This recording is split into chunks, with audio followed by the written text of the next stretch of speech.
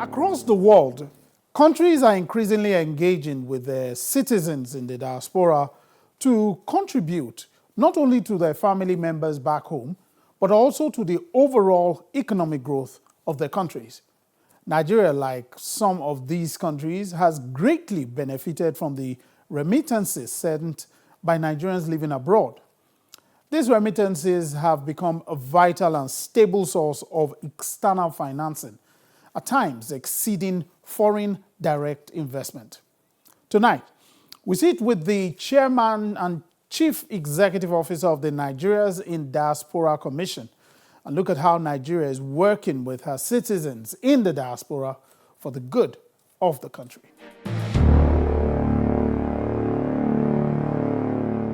Good day, DG. Thanks for having us in your office. Thank you very much. Nice to be with you. Thanks for making the time. Now, I would like to, start from here. You are the pioneer DG of this agency. How was it setting it up? Tough.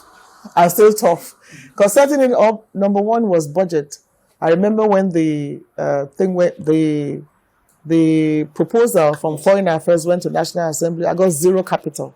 I'm like, what am I supposed to do? How can I take up with zero capital?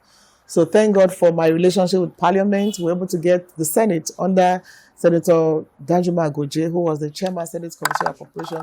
I think we started off with about 200 million or something. So offices and everything was a problem. And of course, you recall that, even getting the office, we got an office, we were ejected. So it's been tough, really. But thank God that 6 years on, I believe we have a good story to tell. I mean, there's still a lot more to do, but we've been able to put diaspora on the front burner. And you can't ignore the Nigerian diaspora anymore. In fact, you can't ignore the word diaspora anymore. And I'm glad that 6 years on, about 11 countries from Africa have come to us to understudy how we've been able to engage our diaspora and also setting up their own diaspora agencies and commissions. So how would you say it's been from there to now? If you look back, what would you say has been the thing stands out for you more? Oh, well, now everybody talks diaspora.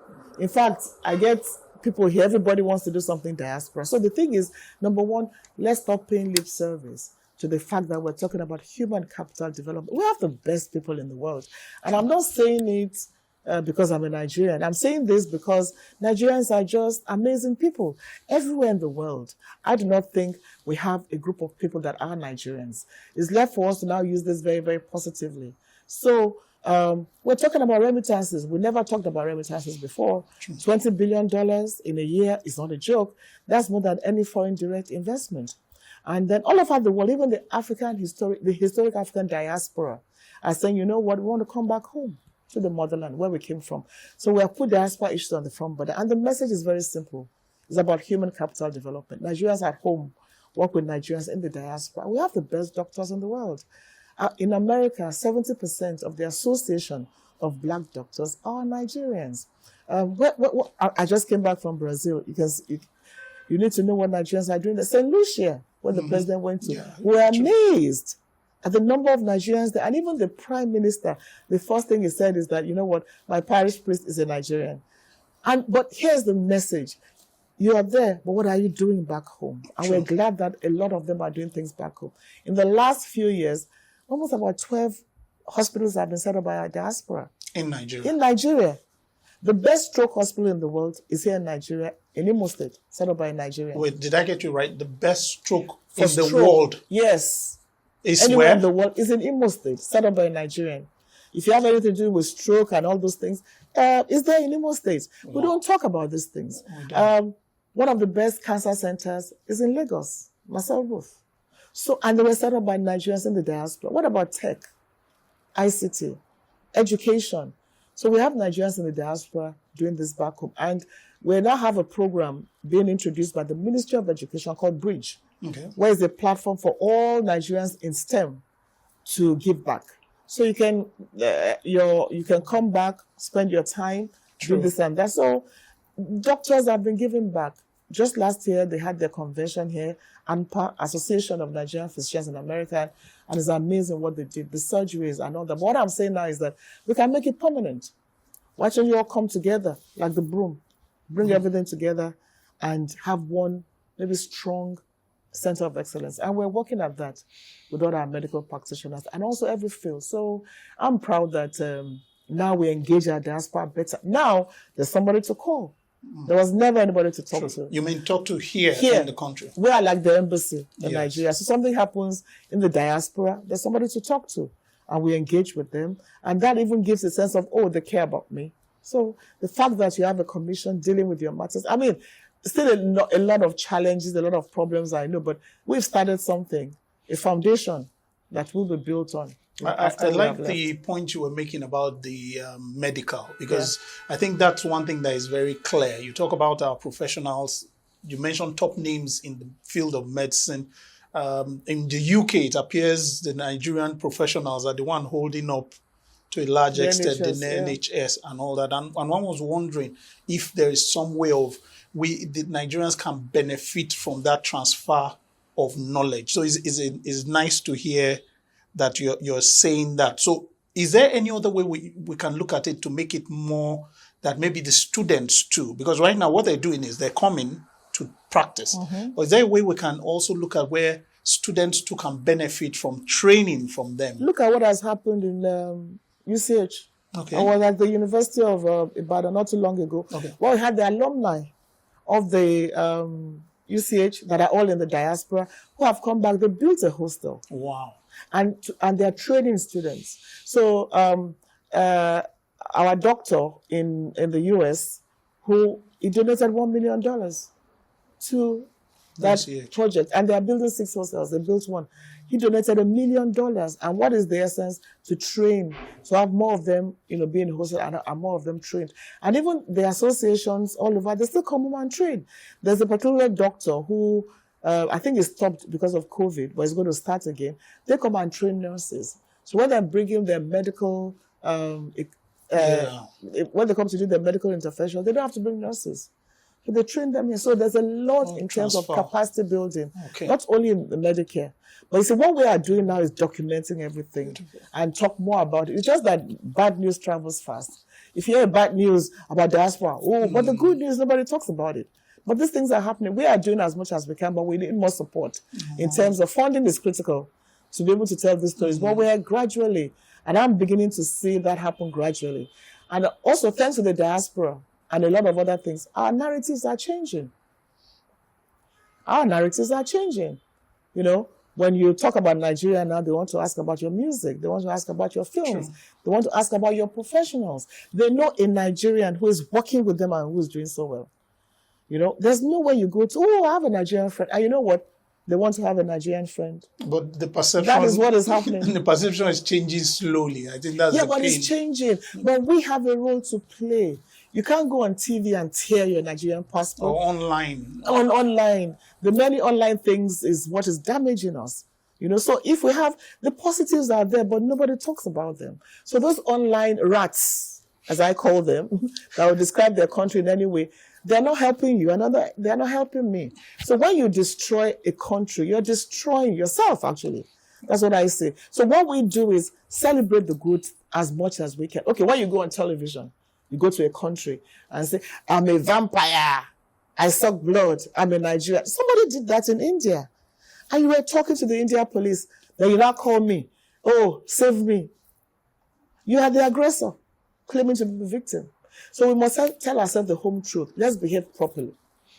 Obey laws of other countries and do the right things. But what I'm telling you is that from all my trips around the world, Nigerians are wonderful people and doing very, very well. We should not let one bad apple spoil the whole bunch. However, the bad apples, if we're not careful, the bad will affect the good. That's what was happening. But that again is changing because the world knows that one person does not represent you and I. And we stress that all the time. And that is why I'm sure there's every week I'm celebrating somebody. Every day, every week, somebody's excelling as a Nigerian anywhere in the world. That's what we have to do. All these other countries are not as bad as we paint ourselves. Okay, I'll tell you a story. There's an African American who said, I want to celebrate my birthday in Nigeria. And she told the person in America, and a Nigerian told her, don't go. Oh, they will kidnap you. They will do this. And now called me and said, a Nigerian is discouraging me from coming to my country because she has done her DNA and she's Nigerian. I said, listen, you don't have any problem. Don't mind it. She came. And she's been celebrating her birthday in Nigeria for the past 4 years. Wow. So now she's celebrating 74. So we should not be demeaning ourselves or demarketing ourselves because of politics. Nigeria will remain Nigeria forever. And that is why I take it very seriously. You can abuse me, abuse political officers, but don't bring your country down. And that's a message, because a lot of people feel, especially on social media, a lot of the people who are harming the image also have loud voices from the diaspora. So you sit in somebody else's country and then you now start... But they're anonymous. They hide under anonymity. Now, there was a case of a lady, we have to go back to that came to... I exposed her. She hid under anonymity. I brought her name out. They said anything they wanted to say, but I said, this is the person. And she faced the law in that country. They are hiding under anonymity. We don't know them. So anybody can say, I'm Larry L. and say anything. That is the danger of social media. And it's not a real world. I'm talking about the real world. I went to Calgary. Honestly, my head was swollen when I saw the Nigerians there. And in Calgary, and you can confirm, in fact, when you ask people about Nigerians, they don't know anything bad about Nigeria. All they say are those Nigerians in Calgary that are doing amazing things. Oil and gas, professional. In fact, the doctors in Calgary that are Nigerians are much more than the Indians now. And what I'm saying is that these doctors, I'm in touch with them, they still come back home to build capacity. And what I'm doing with them is that when you do come, let us know so we celebrate you. So if you go to that place now and say Nigerians are bad, they'll tell you don't know what you're talking about. And there are many places like that. So social media is not the real world. We need to live in the real world. And balance the narrative when we hear it. But I do know that we have issues with some Nigerians who are there and have issues. How do you deal with that? Well, there are different issues, and some they're not even things you can talk about. So half of my job is not even the media. What do you say about a mother who calls me, my son is on the streets of a particular country, I need him to come back? I'm not going to come on television and say that I solved this problem. What do you say about somebody who says, we don't even know where this person is anymore? Maybe she's this and that. She's begging for money. She's this and that. Help us see what you can do. And then you solve that. So that's why I said they have somebody to call now. Before, there was nothing like that. And many challenges, my brother. But we do what we can. But there are many things that is so emotional as a mother when these things happen. I'm not going to come and talk about it in the media. We solve it. And it's left for them to appreciate what has been done. So that is that. But there are also many other things that are out there that we do also look at Nigerians in the political space. All over the world, they are winning elections, and they're doing very well, and we celebrate them. But also we have the bad eggs. Yeah. Definitely, those ones are there. But we say, if you commit a crime, you pay for it. But however, we're there to fight for you. We're there to defend you. And even Mr. President insists. Like in St. Lucia, I told them that, we are your father. I'm your father. I don't want you to suffer. I'll do all I can. However, obey the laws. I know outside pushing that message about obeying the laws, you've also tried as much as possible to get Nigerians to identify with the office or the embassy once they get to that country. Yeah. Because it appears a lot of Nigerians just go about their life. Yeah, and it's still there, particularly students. And I'm saying it again, when you get to a country, there's nothing wrong in walking to the embassy and documenting. But what we have done, we've created a data portal. Okay. Data mapping. So we tell them, just go on that data. I think it's www.nidcom/registry. Just register. Take this war in Ukraine. Ukraine. I'm talking of the current one. Is it Iraq? Israel. And, when we don't know you're there, how do we reach you? But we're able to, create a group. The embassy has a email, so you're able to send messages to them. In a war situation, you're not going to be knocking on doors. They should be saying, okay, let's reach you through this data. Don't wait for when there's crisis. So the data portal is there. Nidcom/ if you say www.nidcom.ng/registry, just register your name. Do it online. Let's know where you are, what you're doing, so that we can reach you at any point in time. When Sudan war happened, when I said 5 million, people on social media said that she doesn't know what he's talking about. You'll be surprised how many Nigerians we found are living in Sudan. With passports, not people that claim to be Nigerian. No. Even in Cameroon, although we understand that one, the numbers are frightening, actually. So when we say we have 20 million Nigerians in the diaspora, it's just an estimate. We're not counting those on the African continent. Oh, we're not even adding that. So we're gradually building a data portal. Gradually, 1, 2, 3, they're going there, but it's important so that at any point in time we can say, okay, with the click of the button, we have this number of Nigerians here and there. So it's like I said, it's a gradual process. Okay, it's an interesting problem to have. You mentioned something. Yeah, it's interesting when you look at it as regards trying to address something outside your shore. Yes, you understand, and with people with their own lives who you need to convince that there's a benefit to come together. In other places, I know in Nigeria, there are forums. If we have, like you have your village group. But even in the diaspora, there are many groups and associations. In fact, in Canada, they've come together to bring all of them together, and we have them on the online. Okay. So all the groups, associations, I think there are 64 with contact numbers. So if you're going and you have a problem, you're in Edmonton, you know who to call. Lovely. You are in Calgary, you know who to call. It's online. So which makes it easier. In case and in there's fact, an issue. there's also a particular group that is only for youth. So they have it that if you join the Telegram or whatever group, when you get there, they can rally around, oh, you need a mattress, you need this, and provide it for you. Lovely. So we have these groups doing that, and there are many. We have the Diaspora organization, which President Obasanjo set up, but they are not, they are fractionalized. Okay. Everywhere they are fighting here and there. I'm sorry, that's the reality. But we have sociocultural groups, we have various professional groups and associations. Now with technology, we can see everybody online and reach out to all of them. Lovely. But what we're saying is, it's better to work as one united Nigeria. There's a particular country where they set up a kingdom and said, oh, it's only for a particular tribe. And they told them that we don't do tribe here. Is it for all Nigerians or not? So those are some of the culture shock. Okay. Now, you mentioned earlier, and I agree that from what we've been able to find, that remittances are from the diaspora is benefiting Nigeria as a whole in different ways. There's some that are not direct. And you mentioned the one of the donations and all. Are those captured in the total? No. Remittances are money you're sending home. Yes. To help your family. Okay. Usually for private things. Okay. Oh, I want to build a house. I want to pay my parents' fees. I want to pay for Medicare. So but it helps the economy because it's coming to Nigeria. So that is however, the investments are also there. That is what we are now documenting. Okay, the investments so those are there. were not. No. That's not even captured in all these remittances. There are those remittances come basically for private things. Now we are now saying and working with NIP, so you can invest in your country. So we're working with the Ministry of Trade to see how we can make life easier for them. True. What can we give as incentives? And then when you're talking about investment, the diaspora should be your first line of contact. They should be your first line of contact. So we have Nigerians doing very well all over the world. So you are looking for investment, you talk to them first. But you know the beauty of it, they are coming. You may not be talking about it, but they are coming. And it's different because it's our country. Let's do all we can. We may be frustrated, we may have challenges, but it's our country. True. And that is beginning to happen. And the Bola Tinubu administration, Renewed Hope agenda, has even made it easier for them with the policies in place.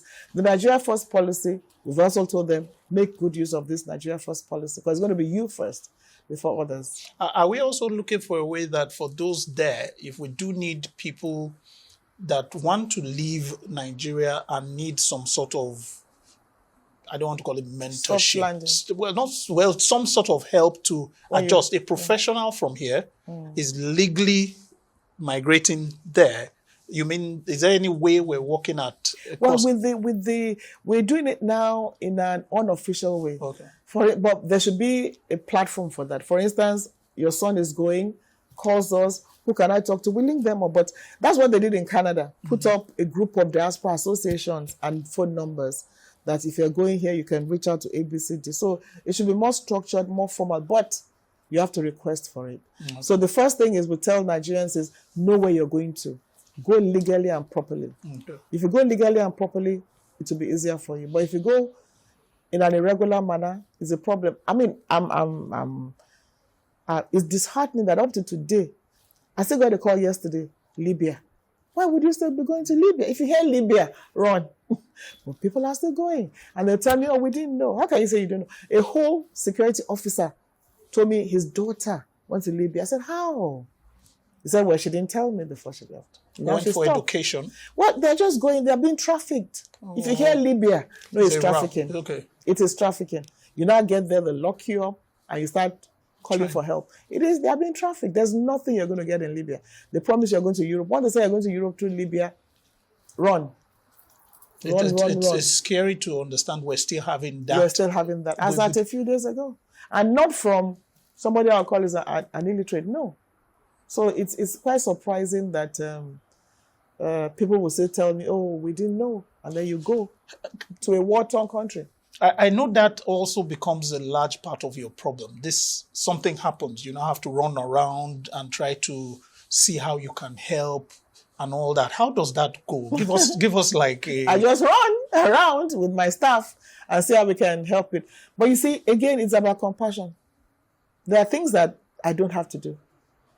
Nobody will even know whether I did it or not. But you have a heart, you're a mother, and you know you have to do it. Somebody comes for help, you don't have the money for it. But do it.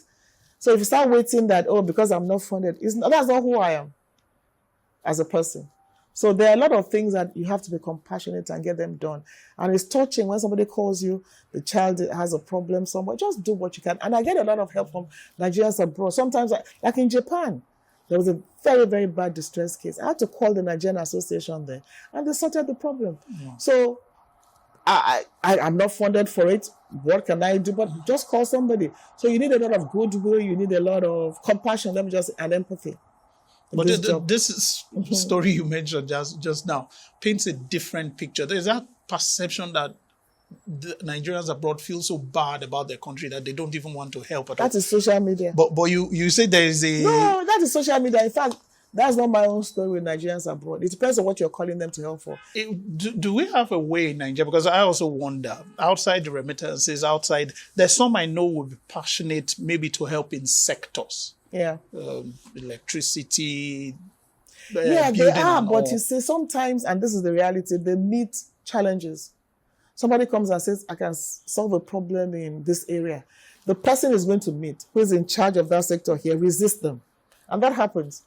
There was a case of a lady who wanted to bring in a lot of medical equipment, went to that institution, and the person said, oh, you want to take my job?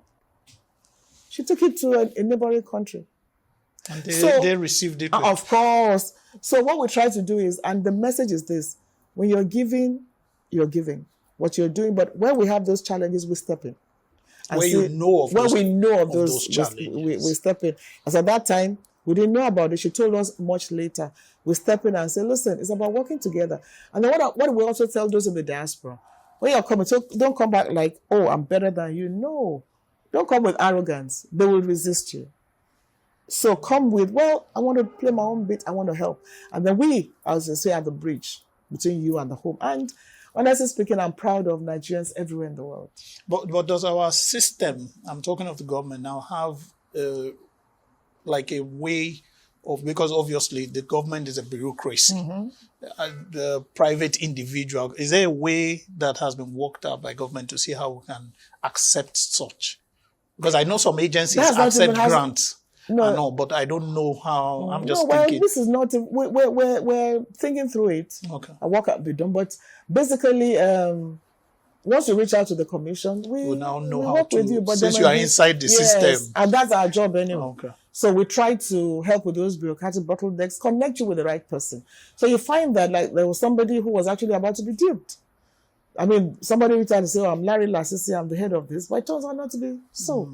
By the time they came, we had a very good legal department. And it turned out to be false. It was like, oh, thank you so much. So ask questions before you... and you won't miss your way.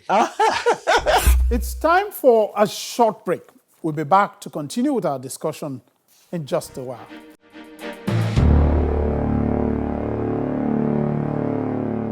Okay, welcome back from that short break. I would like us to look at the issue of diaspora voting. I know that's one thing they have been passionate about. What is the latest on that issue? It's with the National Assembly. They are in the process of amending the Constitution, so hopefully it will scale through, but it's the National, they have the power to decide if it's going to happen or not. So let's await the outcome of the constitutional amendment that the National Assembly is currently embarking on. Okay, but the people that have been advocating it, have they done anything different in trying to allay the fears of those who feel the logistics and... Well, those fears are still there. Okay. So, like I said, when it comes to the public hearing, let everybody come and speak their minds. Okay. Let's look at the pros and cons. But, you know, there will come a time it has to be done. True. So let's just accept that the National Assembly will do the right thing. And the bill is being sponsored by the Speaker. So let's look at the pros and cons. There will be public hearing, and I will appeal to all Nigerians who are interested to be part of that public hearing when it comes to the issue of diaspora voting. Now, I want to take you on an issue that has become very popular recently, Dirty December. It's also something that looks like is pulling in beyond the issue of work, giving back to the society that we've been talking about earlier, the issue of coming back home, finding home like somewhere you look forward to going and have. Look, I wasn't surprised about Dirty December. Really? I kept saying it's going to take a life of its own. Wow. Yeah. You know, over the years, and many things made it possible. Our music, our arts, our creative industry, and then the fact that we've been engaging the diaspora for years. I was surprised. There's a particular family that came and called me and said, look, you've been telling us, they came with all their children. They've never come to Nigeria in years. But I met them on one of my trips and said, listen, you know, you are missing out. So I'm not surprised that happened. But however, we need to be more prepared for it. There were some challenges, like they used their card, they got back and all that. But, you know, with the new CBN policy, I'm sure that the issue of the card thing will be sorted. So I saw it coming. And we need to build on it. But here's the thing. It's not even only Lagos. You were just covering Lagos. No, Lagos was the epicenter. Everybody assumed, and it looked like they all went to Lagos. Yeah, they all went, but they also went to other places. Oh, really? In Enugu, when I went there, Enugu was totally filled up. The hotels were totally filled up. Well, Enugu has a record for dealing with insecurity. Okay. So the hotels were totally filled. In fact, there was virtually nowhere to walk. So what we need to do is encourage, you to come to your country, visit your state and all that. But Lagos, of course, is the economic nerve center. And we hope that it gets better. And then we should also not exploit the visitors, because some complain of exploitation. Maybe a drink that normally costs 10 naira, you now say it's 100 naira. So don't exploit them. But there's also the complaint that they also come and apart from take over, they cause some sort of slight inflation. Yeah. Because by the time I don't know who to blame. But I don't know who to blame. Some people have even accused me. Oh. I see your people. They just came and it will be balanced. But on the whole, it's a positive. Oh, absolutely. That we need to, and that's I think where the question is: how is the government or other governments? I'm happy you're saying it's not just Lagos preparing to absorb and maximize the potential. Let me tell you, it's not just government. Every individual. It's not just government. It's not government that will provide the hotels or the transportation. What government needs to do is that infrastructure is in place. The right infrastructure, roads, power, the right infrastructure.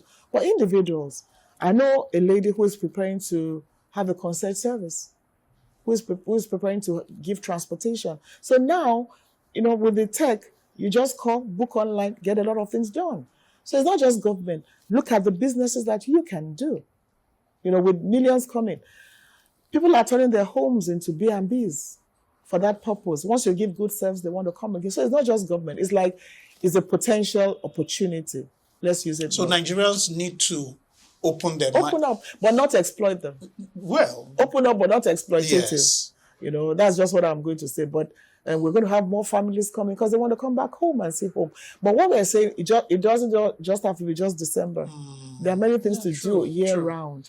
Like I told you, many states witnessed an influx of people, but concentration was on Lagos, which of course is normal.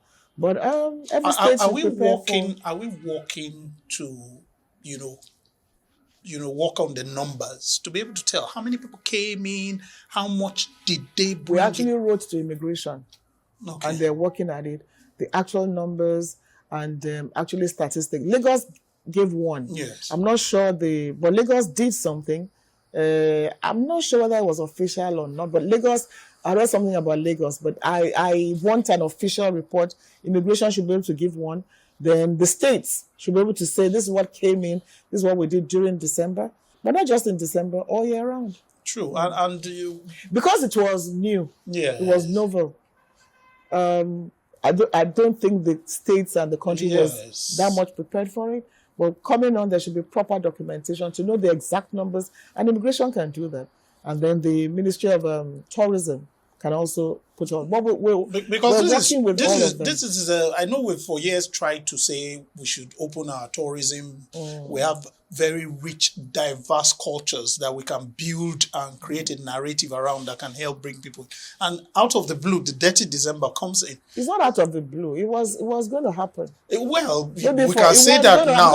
It was going to happen. And I'm telling you that a lot has to do with it. What we need to do now is let the world know that, this is who we are. And the report was very positive. So we need to build on it and ensure that, there are some things about us in Nigeria. We do well and then we renege. It's important that every state, every agency involved needs to build on it and make it bigger and better and make it, well, I don't like the word, but it's dirty December anyway. No, where do you want to go to and enjoy yourself? Yes. December in Nigeria. And if we can have an influx of people abroad who see this as the destination, it works well for the economy and for the country. So it's a good development and we should celebrate it. True. But even in that, some people still wanted to bring something negative out of it. But we shut all that down. So it's a very good development. And I'm telling you, that's what I'm telling you, the narrative is changing. Everywhere I go to now, when I say I'm a Nigerian, they want to have a Nigerian friend. They want to know you. They want to know your music, your arts, your people. So the narrative is changing. It's left to us. Everything is not government. It's about how we behave, our attitude. Where did I go recently? Oh, even in St. Lucia, when we're done, I'm sitting next to the former Minister of Tourism, and he said to me, my best staff is a Nigerian. Yeah. He happened to be at the meeting. I didn't even know that. He said this guy came in, with his degree and everything. He was so humble. The guy has now risen very high in the company. He started with cleaning. He told me that story. So those are narratives about we Nigerians, hardworking, determined, never give up. That is who we are, strong, bold, determined. And that's what we should celebrate, that energy in us. And we're also very warm people. True. You mentioned the case of Enugu, and rightly, you mentioned that the issue of security was addressed there. What I do know is that for a lot of people, security is one deterrent. I don't know if that, you may know other factors that may prevent them. You find that it's exaggerated a lot of times. Yeah, but we do know we have such challenges. Oh, yes, it's important that we deal with security power. Two critical things that will encourage people to come to their country. But December is about basically our young people. And the young people, don't joke with the young Nigerian in diaspora. Our youth abroad, they are amazing. And they have a lot to do and contribute to this country. But I tell them, you do it, but be humble. Don't come with, hey, I got it. No. Be humble and you're working on two things. You're trying to get them here. You're trying to get them to come in a certain manner. But we're succeeding. Okay. And we have young those ones that are even doing programs on their own. I try to attend when I can, and they're bringing those programs here. They have connected diaspora, this and that. So we encourage them and support them. Okay. They're doing them here. I'm also interested in the. Some would say right now, from some of the examples you've given, there are people who are Nigerians, older generation, who have moved there, who have moved abroad, who have an attachment. They have some nostalgic feeling about home.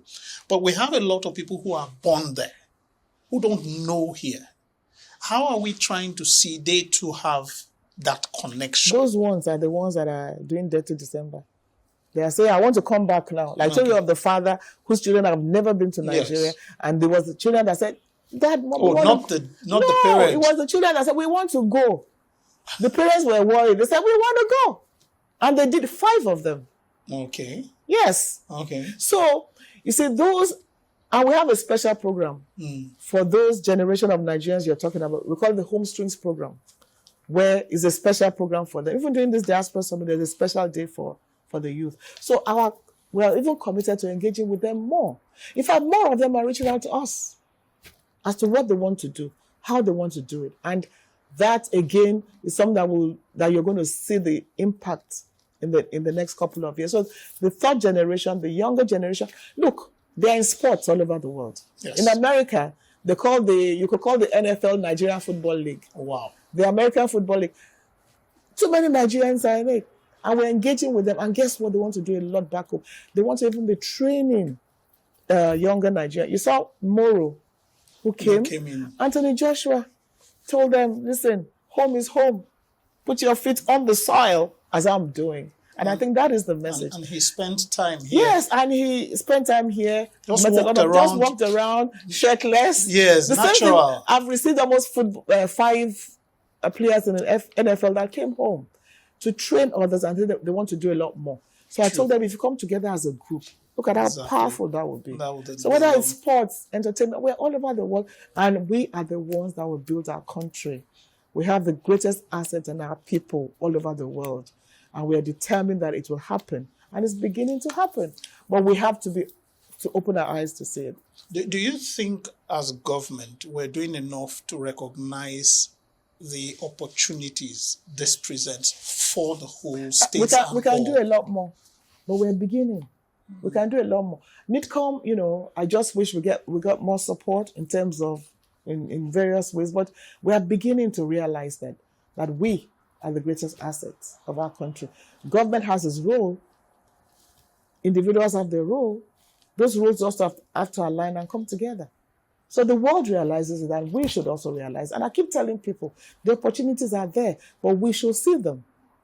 Foreigners are seeing them. They come in droves.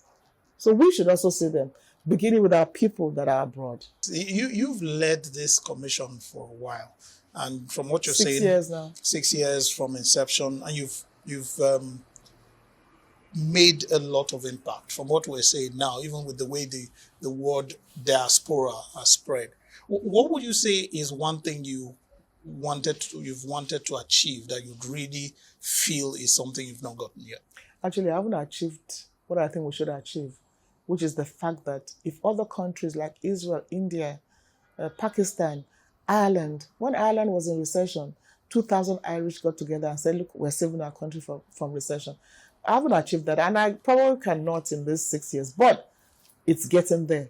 I want to see a situation where the Nigerian diaspora will understand that home is home and build their knowledge, capacity to develop home.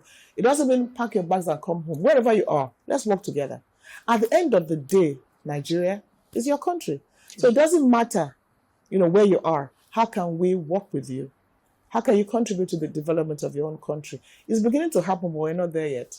We have a diaspora policy, which guides diaspora engagements. We'll renew it again next year, but we should ensure that wherever we are as Nigerians, we come together to do our best for Nigeria. Okay. How have you been coping with because I do know, and I think you've mentioned it once or twice, part of the problem of this commission, the issue of funding, the issue of release of capital, but I don't know. In 2003, 47 million was our capital, 11 million naira recurrent. So I've turned to begging, seeking help from private organizations to support our programs. But 2025, is slightly better with this administration. So honestly, I don't know. But all I know is that when you're given a job to do, just do it. If you're looking at challenges, you will never do anything. Just do it. But I have a good crop of staff, and I keep encouraging them that the reward for hard work is more work. So just work hard and don't think about monetary things. Just work hard, put in your best. You're leaving a legacy. You're a pioneer staff. It's going to be tough to pioneer something, but you just got to do what you got to do. Sometimes I don't even know how I make some trips, but you just have to do what you have to do. So don't look at the challenges. Just look at how you'll be given a job. Just do it. And let posterity just judge you. I do know that there's also been this issue of the Steve Orosoya report and the recommendation that the agency should not be a stand-alone. What is No, but the agency has always been under Foreign Affairs Ministry, so I don't understand what that was about. It was never a standalone.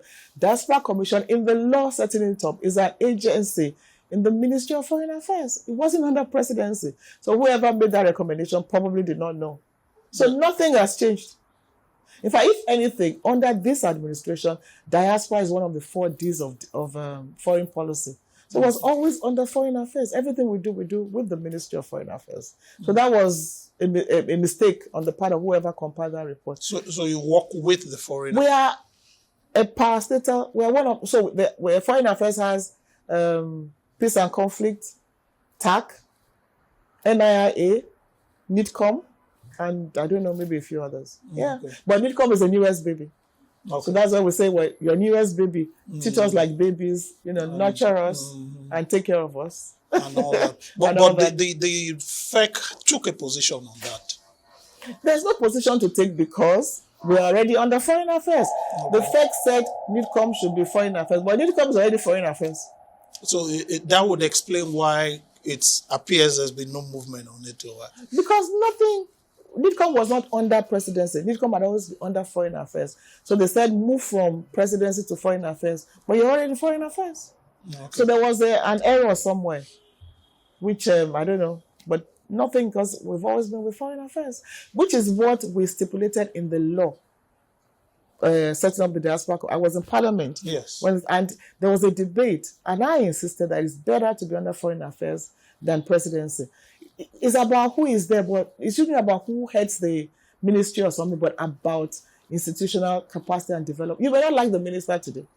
You may feel that you get, but the right thing is Foreign Affairs, and that is where it is. I'd like to take you back to the point we were making as regards crisis response and citizen protection.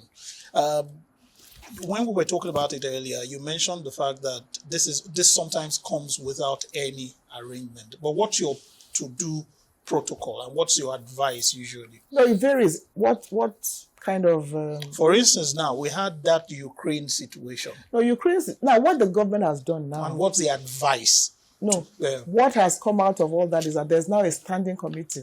Oh, beautiful. For crisis. So we have Foreign Affairs, Humanitarian Affairs, and the agencies, NITCOM, NEMA, sometimes NACTIP, and that work together.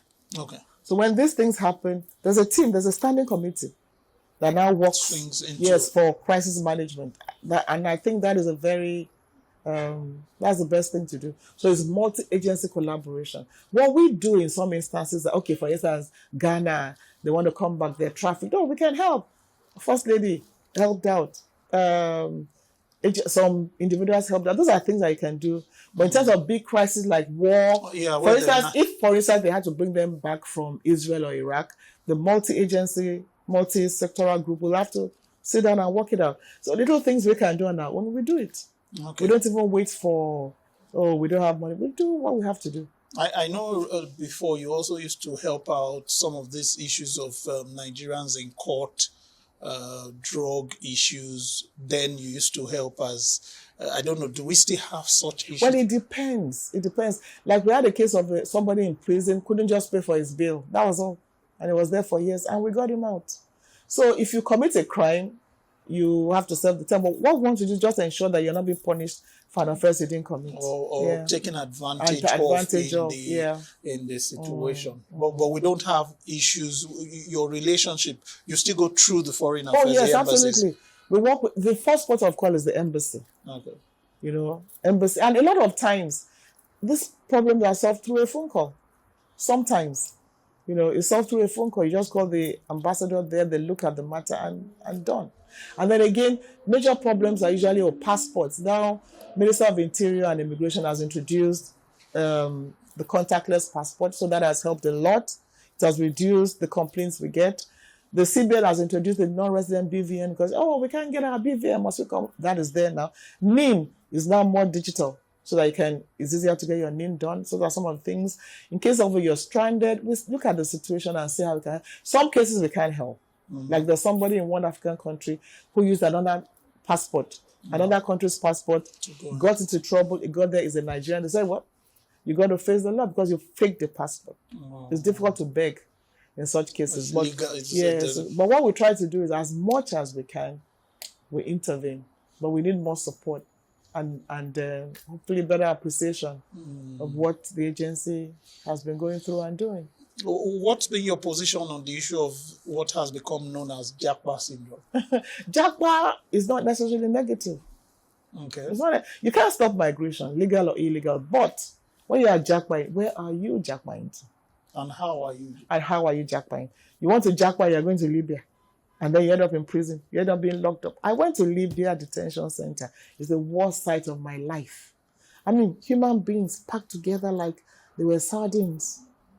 I mean, it's just, and to think that people are still, and we brought everybody back in batches, max air, batches, planes. To think that they're still going, and then I'll say, Air Force, so all you need is go on a video. It's we all have a role to play, and with education. That once you're here, don't go. So JAPA, but where are you JAPA into? And then government has its own role.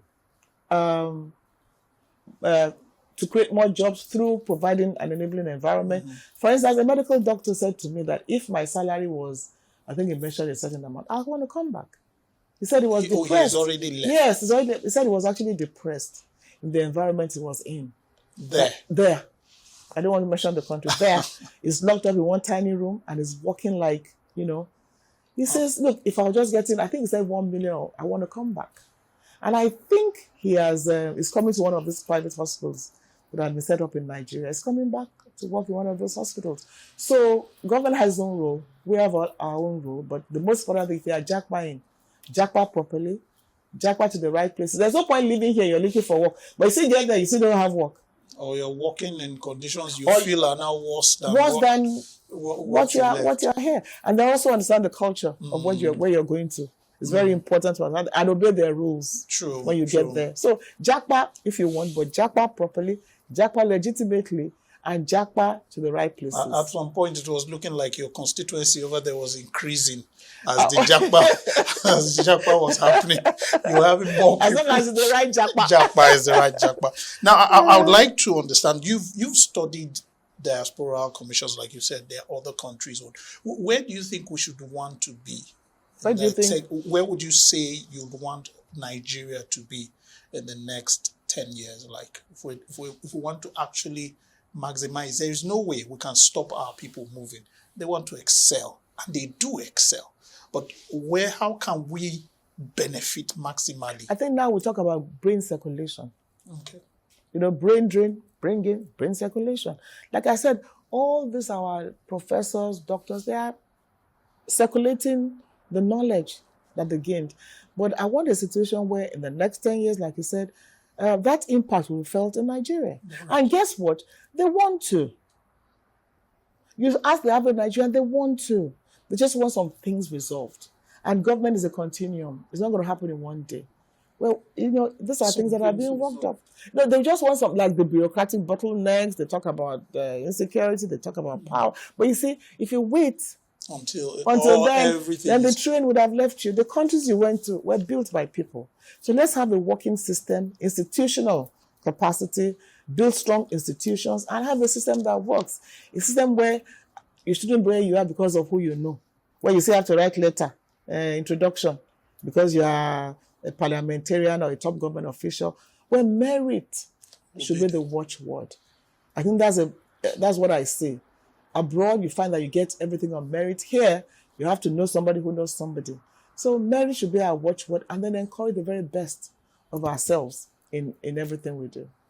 Thank you very much, DJ. Very grateful for the time. I appreciate it. Thank you. Thank you. Thank you very much.